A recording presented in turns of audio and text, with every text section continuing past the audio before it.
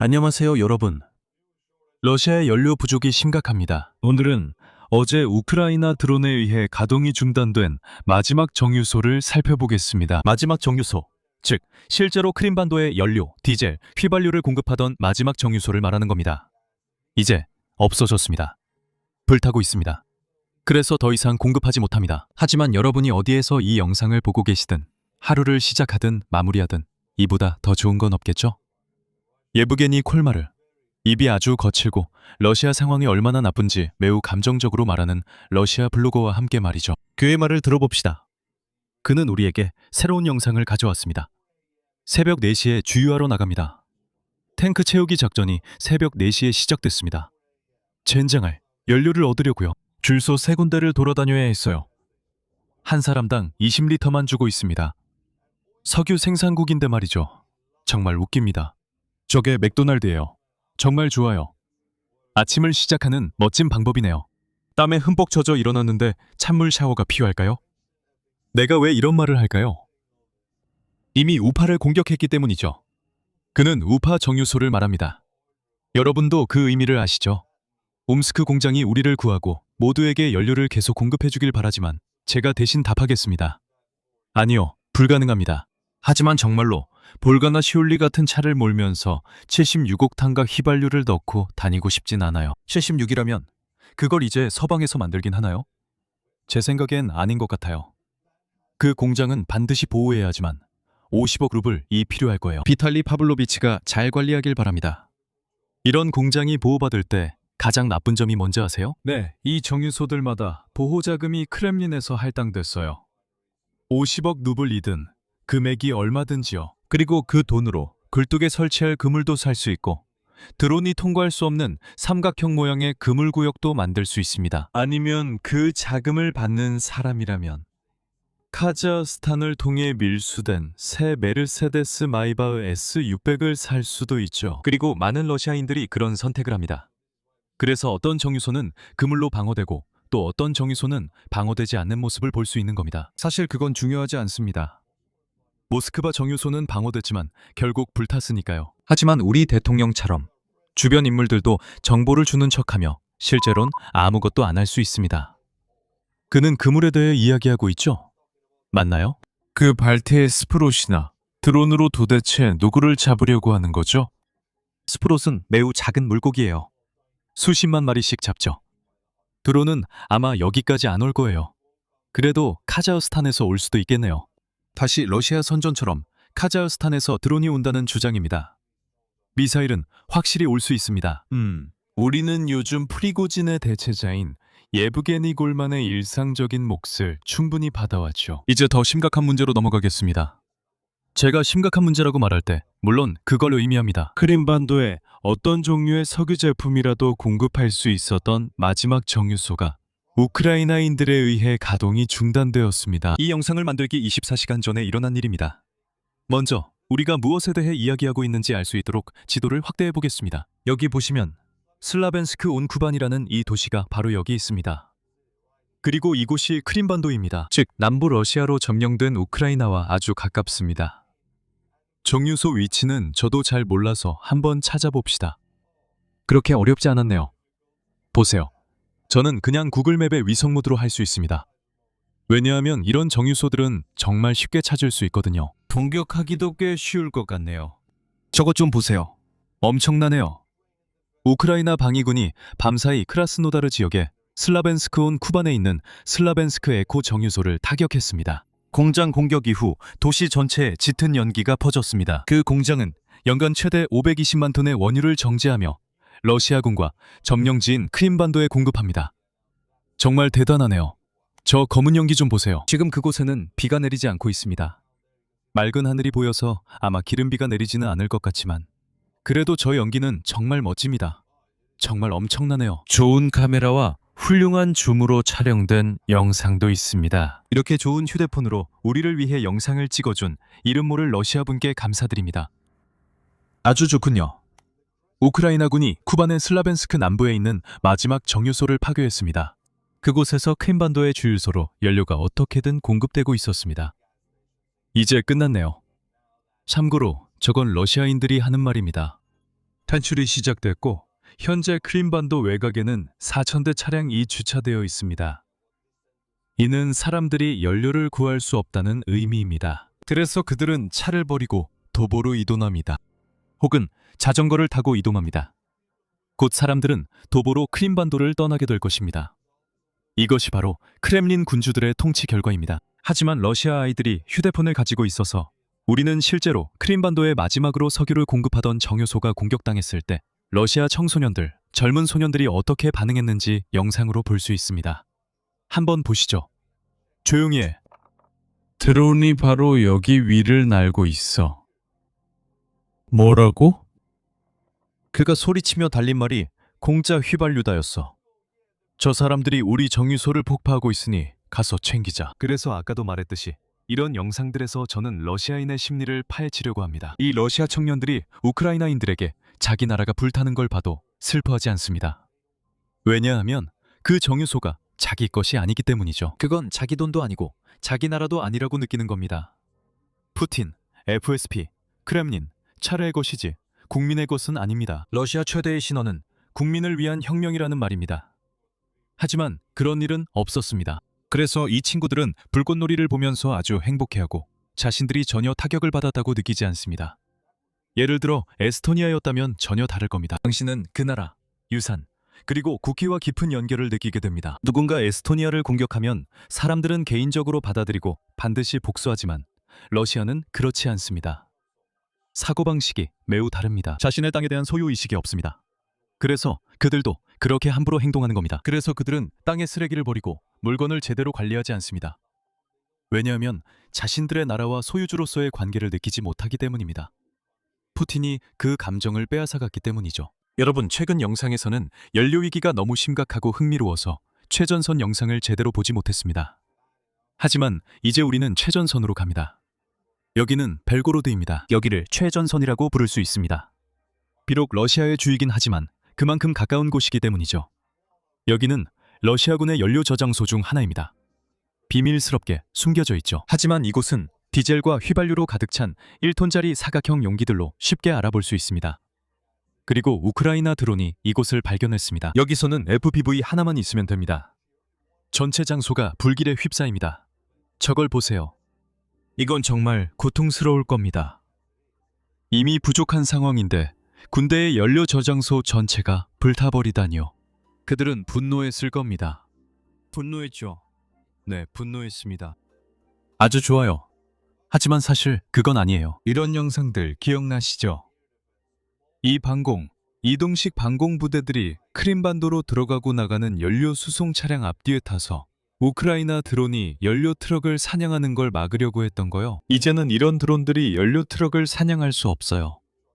왜냐하면 먼저 방공 차량을 사냥해야 그 다음에 연료 트럭을 사냥할 수 있기 때문이죠. 바로 이런 일이 실제로 일어났습니다. 보세요. 이게 쌍열총을 장착한 방공 부대입니다. 어떤 기관총인지는 잘 모르겠네요. 죄송합니다. 정확한 종류는 모릅니다. 이제 우크라이나 드론이 그 행동을 하고 있습니다. 이 드론은 본래 맡은 일을 그대로 하며 이동식 방공부대를 제거하고 있고 방공부대는 자신들이 해야 할 일, 즉 이 드론을 격추시키는 일을 제대로 하지 못하고 있습니다. 그래서 쾅! 끝났습니다. 이중 쌍열 기관총입니다. 이제 사라졌습니다. 비무장화되었고 이제 우크라이나가 그것을 썼습니다. 우크라이나 드론들은 다시 연료 트럭을 비무장화하는 임무로 돌아갈 수 있습니다. 여러분, 이것 좀 보세요. 여러분이 우리가 어디에 있는지 알 수 있도록 화면을 확대하겠습니다. 여기는 러시아의 이르쿠츠크시입니다. 어디에 있을까요? 여기는 정말 아무것도 없는 곳 한가운데에 있습니다. 몽골을 제외하면 모든 곳에서 정말 멀리 떨어져 있죠. 러시아 중앙, 시베리아 쪽이라고 할 수 있습니다. 정말 멀리 떨어져 있습니다. 이 특별 군사 작전은 이곳에 오면 안 됩니다. 하지만 이곳 사람들은 몇 가지 위기로 막 깨어났습니다. 러시아 여성 두 분을 모시겠습니다. 한 분은 젊고 한 분은 연령대가 높으십니다. 이분들의 말씀을 들어보시죠. 두 분 모두 이르쿠츠크 출신이고 오늘 이 현실에 깨어났습니다. 그러니 이 새로운 현실을 그분들과 함께 즐겨봅시다. 이르쿠츠크. 아무도 우리를 도와주지 않을 거예요. 우리의 모든 도움 요청, 모든 부탁은 아무도 듣지 못할 거예요. 왜냐하면 우리는 금지된 소셜 네트워크에서 외치고 있기 때문이에요. 네, 러시아인들은 여전히 텔레그램을 대규모로 사용하고 있어요. 금지되어 있지만 그들은 우회 방법을 찾아냅니다. VPN, 다양한 VPN을 사용하죠. 러시아인들이 한 VPN을 대거 사용하기 시작할 때마다 정부가 그걸 차단합니다. 그러면 또 다른 VPN을 사용하죠. 정말 많거든요. 그래서 하나씩 차례로 갈아타며 사용합니다. 그들은 금지에도 불구하고 여전히 텔레그램 우회 방법을 찾습니다. 이 여성도 당신이 텔레그램에서 소리친다고 말해요. 러시아인들은 다 그렇게 하고 이 영상들도 모두 텔레그램에서 왔어요. 하지만 그건 금지되어 있습니다.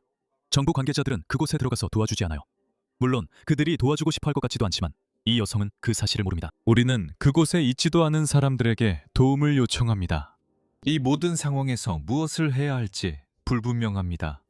휘발유 상황이 날이 갈수록 점점 더 악화되고 있습니다. 그녀가 이걸 휘발유 상황이라고 부르는 게 정말 마음에 들어요. 저는 이걸 파시스트 러시아 정부가 제2차 세계대전 이후 최대의 전면전을 이웃의 작은 나라를 상대로 시작한 것이라고 부르겠습니다. 하지만 그녀는 그것을 휘발유 상황이라 부릅니다. 표현만 다를 뿐입니다. 이제 더 나이 많고 현명한 러시아 여성분을 모셔 진실과 무슨 일이 일어나고 있는지 들어보겠습니다. 그리고 저도 그녀의 말에 어느 정도 동의하는 편입니다. 정치에 관심 없는 사람들, 지금 무엇에 관심이 있나요?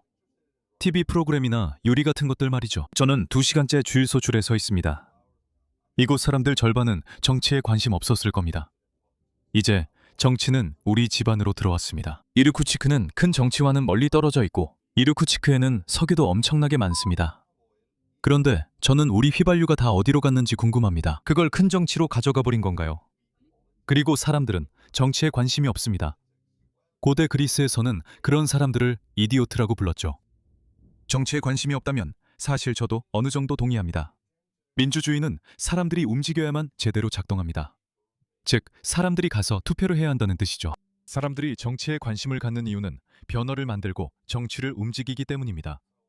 이것이 민주주의의 원리이며 에스토니아에서도 우리가 하는 일입니다. 유럽연합의 발트 3국과 북유럽 국가들도 마찬가지로 우리는 잘 작동하는 민주주의 국가입니다. 정치에 관심이 있고 마음에 안 들면 투표합니다. 그리고 실제로 나라의 상황을 바꾸는 지도자들이 바뀌게 됩니다. 그게 바로 민주주의입니다. 누구를 죽일 필요도 없고 시위를 할 필요도 없습니다. 그냥 가서 투표하면 됩니다. 그리고 그게 바로 변화를 만드는 방법입니다. 러시아에서는 사람들이 정치에 관심이 없고 자기 나라와 국가 정책을 형성하는 것이 자신의 책임이라는 사실을 잊고 있습니다. 예를 들어 이웃 나라를 공격하지 않는 것이죠. 그러면 연료 부족도 없을 것입니다. 모든 러시아인들은 정치에 관심이 없다는 점에서 공동 책임이 있습니다. 결국 윗사람들이 자기 마음대로 하게 되는 겁니다. 이 여성의 말도 일리가 있죠. 정치에 무관심하면 결국 폭풍을 맞게 됩니다. 이게 바로 그 폭풍입니다. 이 우크라이나 드론들이 러시아인들의 연료를 빼앗아가고 있습니다. 이것이 바로 러시아인들의 공동 책임입니다. 러시아 지도자들이 우크라이나 공격을 허용한 결과라고 봅니다. 그래서 저는 러시아인들에게 책임이 있다고 생각합니다. 이상하게도 항상 여성들이 이런 영상을 만드는 것 같으니까 이 흐름을 이어서 2명의 여성을 더 보여드릴게요. 그런데 이 2사람은 정말 미쳤어요. 첫 번째 분, 한번 보세요. 저는 12시간 동안 줄을 서 있었어요. 줄이 전혀 움직이지 않았어요. 죄송해요. 말을 너무 많이 멈췄는데 입술에 대해 꼭 언급해야겠어요. 혹시 아시나요? 슬라브 국가들, 우크라이나도 포함됩니다. 그런데 러시아에서는 정말 미친 듯이 엄청나게 인기가 많아요. 젊고 예쁜 여성들이요. 왜 그런지 모르겠지만 그들은 이렇게 큰 물고기 입술을 만들어요. 왜 그런지 모르겠어요. 그들은 가서 이런 시술이나 주사를 맞는데 너무 심해서 정말 못생기고 부자연스러워 보여요. 사실 이 여성들은 물고기 입술만 아니면 충분히 예쁠 텐데 말이죠. 그런데 그게 워낙 유행이라서 왜 그렇게 하는지 모르겠어요. 저한테 묻지 마세요. 하지만 그들은 항상 그렇게 해요. 거의 이유도 모르겠는데 자기 얼굴을 망쳐버리는 거죠. 그래, 계속해봐요, 미스터 피쉬레이디. 오랫동안 아무데도 안 움직였어요. 마치 주유소 전체가 문을 닫은 것 같아요. 그들은 밤 9시에 문을 열어요. 저는 뭘 해야 할지도 모르겠어요. 우리 어머니는 저녁에 버스를 타고 시내로 일하러 가셔야 해요. 저는 기름도 없어요. 그냥 노래일 뿐이에요. 이 여자가 울고 있으니 그녀를 안쓰럽게 느낄 수도 있겠죠. 저도 가끔 이런 감정이 들어요. 러시아에서 어머니나 아버지, 가족들, 아이들이 고통받는 걸 볼 때요. 알다시피 그런 게 저한테 와닿아요. 하지만 저는 우크라이나에 8번이나 가고 거리에서 죽어있는 우크라이나 아이들을 봤어요. 그건 러시아 정치가 저지른 일이고 러시아 사람들이 그런 일이 일어나도록 허락한 거예요. 그래서 저는 스스로 되새겨요. 저 소녀가 사실 우크라이나에서 죽은 그 아이의 죽음에 책임이 있다는 걸요. 이제 미안함을 느끼지 않습니다. 그게 현실입니다. 그녀는 지난 30년 동안 자기 나라의 정책에 참여하지 않은 대가를 지금 치르고 있는 거예요. 다음으로 소개할 러시아 여성은 정말 암페타민을 한 것 같거나 그냥 미친 것 같아요. 한번 보시죠. 좋아요. 네, 우리에겐 기름이 있어요. 만세. 22,000에요. 와, 우리 부자다. 오늘은 성공이야. 우린 잘 나가고 있어. 그래, 그녀는 정말 미쳤어. 저 얼굴 좀 봐. 미친눈이야. 이런 게 알지. 여자가 미친눈을 가질 때 이게 바로 미친눈이야. 그리고 이건 단순히 미친눈만이 아니야. 그녀는 완전히 제정신이 아니야. 그녀는 정말 행복해 보여. 한 사람당 30리터인지 20리터인지 받은 거야. 얼마라는 거야? 그 정도면 운전할 수 있지. 아마 2시간, 3시간 정도? 이제 겨우 3시간 운전할 수 있게 된 거야. 축하해. 그녀의 하루를 기쁘게 하려면 이 정도면 충분하다는 거지. 참 좋네. 여러분, 책이 모두 팔렸습니다. 아직 못 구하셨다면 이미 가진 분을 찾아보셔야 할 것 같아요. 페이퍼백은 추가 제작하지 않습니다. 구입해 주셔서 감사합니다. 완전히 다 팔렸고 이건 여러분이 이 책을 좋아했다는 뜻이죠. 저는 이 책에 대한 여러분의 댓글과 리뷰도 읽었어요. 여러분이 만족하셔서 저도 기쁩니다. 책을 구입해 주셔서 정말 감사합니다, 여러분. 하지만 이제 여러분, 러시아 군대에서 반란 얘기가 나오고 있습니다. 정말일까요? 아니면 통제된 반대 세력일까요? 알렉산드르 루닌의 뒷이야기는 무엇일까요? 바로 이 사람입니다. 우리는 지난 영상에서 그가 내가 크렘린에 초대받지 못해 푸틴에게 진실을 말하지 못한다면 총구가 크렘린을 향하게 될 것이다 라고 말하는 것을 봤습니다. 즉, 러시아 군인이 크렘린과 푸틴을 직접 위협한 것입니다. 그에게 무슨 일이 일어났고 현재 상황은 어떨까요? 우리는 이 영상을 본 직후 이 부대가 알렉산드르 루닌을 지지하는 영상을 만들었습니다.